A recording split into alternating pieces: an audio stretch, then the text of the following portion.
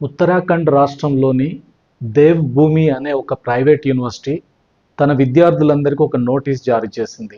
BTech, BCA చదువుతున్న విద్యార్థులందరూ కంపల్సరీగా ప్రైమ్ మినిస్టర్ ఆఫ్ ఇండియా వస్తున్నటువంటి మీటింగ్లో పాల్గొనాలి. ఇది కంపల్సరీ. ఈ మీటింగ్లో పాల్గొన్న వాళ్ళందరికీ 50 మార్కులు ఇంటర్నల్ మార్కులు మీకు కలుపుతామని చెప్పి ఆ నోటీస్లో వాళ్ళు ఆర్డర్ పాస్ చేశారు. మరి ఒక ప్రైమ్ మినిస్టర్ ఆఫ్ ఇండియా వస్తున్న మీటింగ్కి పాల్గొంటే 50 మార్కులు కలుపుతామని ఒక యూనివర్సిటీ చెప్తుందంటే ఆ యూనివర్సిటీ బీటెక్ స్టూడెంట్స్, బీసీఏ స్టూడెంట్స్కి ఇది ఏ రకమైన సందేశాన్ని ప్రపంచానికి ఇవ్వదలుచుకుంది అంటే మన విద్యార్థులకి మార్కులు ఏ రకంగా వస్తాయి, ఆయన ప్రొఫెషనల్ స్టడీస్లో కాదు, టెక్నికల్ స్టడీస్లో కాదు, మీటింగ్లో పాల్గొంటే మార్కులు ఇస్తామని చెప్తే ప్రపంచానికి ఏ రకమైన సందేశం, ఇక్కడ చదువుతున్న విద్యార్థులు ఎంత ప్రొఫెషనల్గా తయారవుతారు, ఏ రకమైన స్కిల్స్ నేర్చుకొని బయటకు వస్తున్నారు, ఇది ప్రపంచంతో పోటీ పడే పద్ధతేనా ఇది?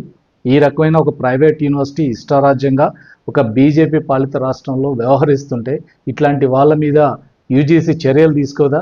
తక్షణమే ఇలాంటి యూనివర్సిటీలు రద్దు చేయడం మంచిది.